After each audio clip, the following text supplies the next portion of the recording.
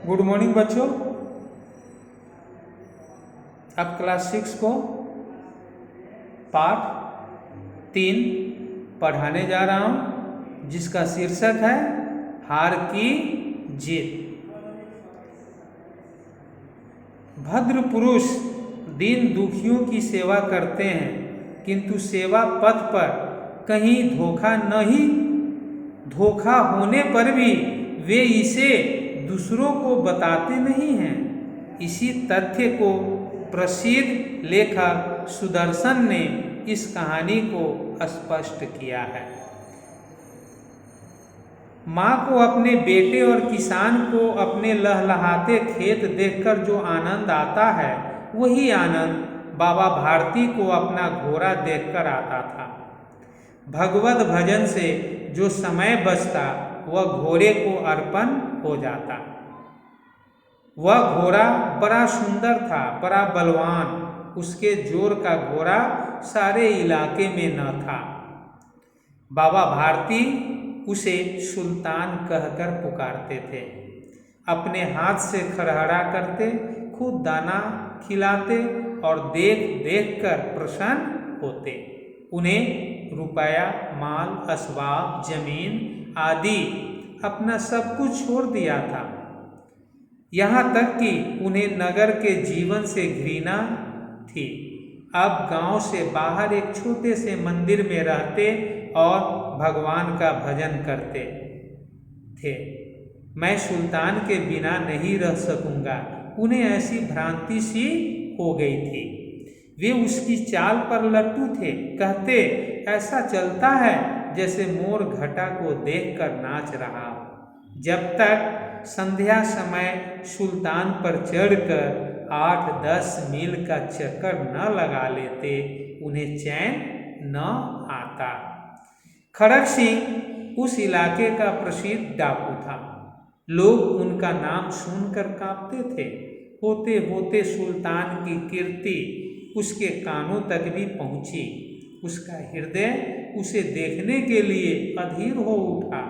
वह एक दिन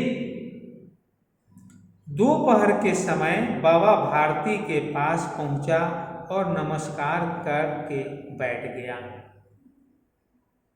बाबा भारती ने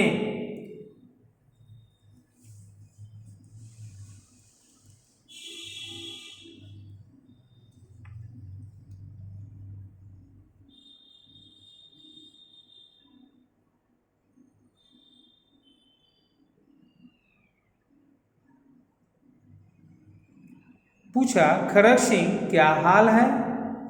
खड़ग सिंह ने सिर झुकाकर उत्तर दिया, आपकी दया है, कहो इधर कैसे आ गए? सुल्तान की चाह खींच लाई। विचित्र जानवर है, देखोगे तो प्रसन्न हो जाओगे। मैंने भी बड़ी प्रशंसा सुनी है।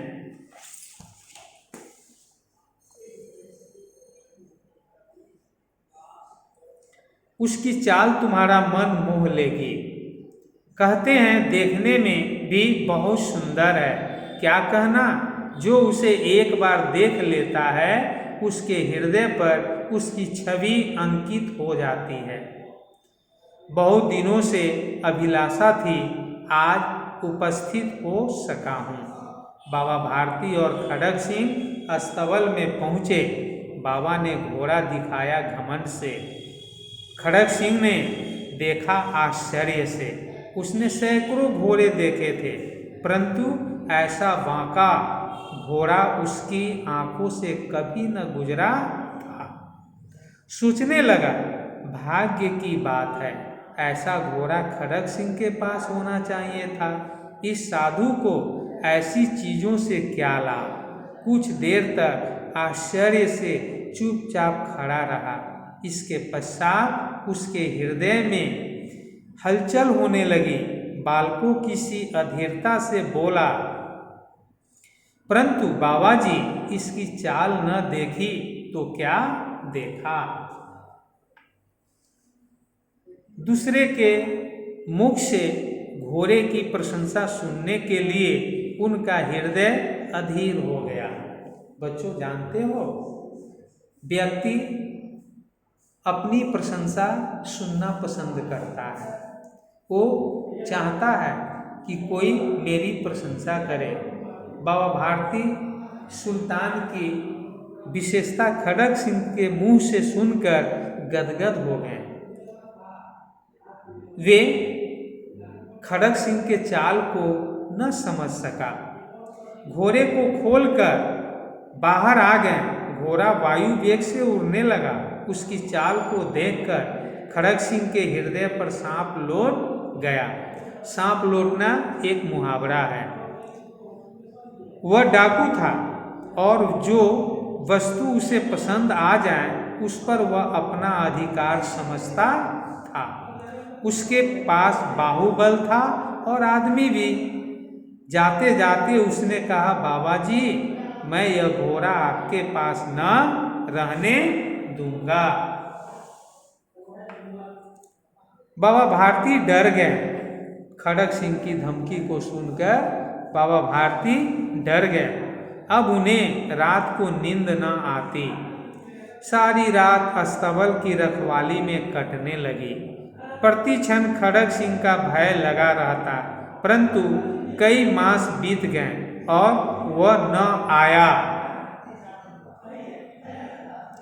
यहाँ तक कि बाबा भारती कुछ असावधान हो गए और इस भय को स्वप्न के भय की नाई मिथ्या समझने लगे। संध्या का समय था। बाबा भारती सुल्तान की पीठ पर सवार होकर घूमने जा रहे थे। इस समय उनकी आंखों में चमक थी, मुख पर प्रसन्नता। कभी घोड़े के शरीर को देखते, कभी उसके रंग को, और मन में फूले न समाते थे। सहसा एक ओर से आवाज आई, ओ बाबा, इस कंगले की सुनते जाना। आवाज में करुणा थी। बाबा ने घोड़े को रोक लिया। देखा एक अपाहिज वृक्ष की छाया में पड़ा कराह रहा है। बोले, कहो तुम्हें क्या कष्ट है? अपाहिज ने हाथ जोड़कर कहा, बाबा मैं दुखियारा हूँ, मुझ पर दया करो। रामबाला यहाँ से 3 मील है, मुझे वहाँ जाना है। घोड़े पर चढ़ाड़ो, परमात्मा भला करेगा। वहाँ तुम्हारा कौन है? दुर्गादत्त वैद्य का नाम आपने सुना होगा। मैं उनका सौतेला भाई हूँ।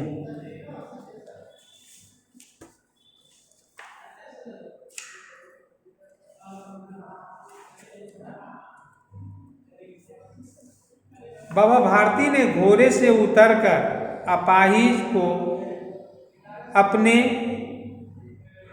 अपाहिज को घोड़े पर सवार किया और स्वयं उसकी लगाम पकड़कर धीरे धीरे चलने लगे। सहसा उन्हें एक झटका सा लगा और लगाम हाथ से छूट गई। उनके आश्चर्य का ठिकाना न रहा जब उन्होंने देखा कि अपाहिज घोड़े की पीठ पर तन कर बैठा है और घोड़े को दौड़ाए लिए जा रहा है।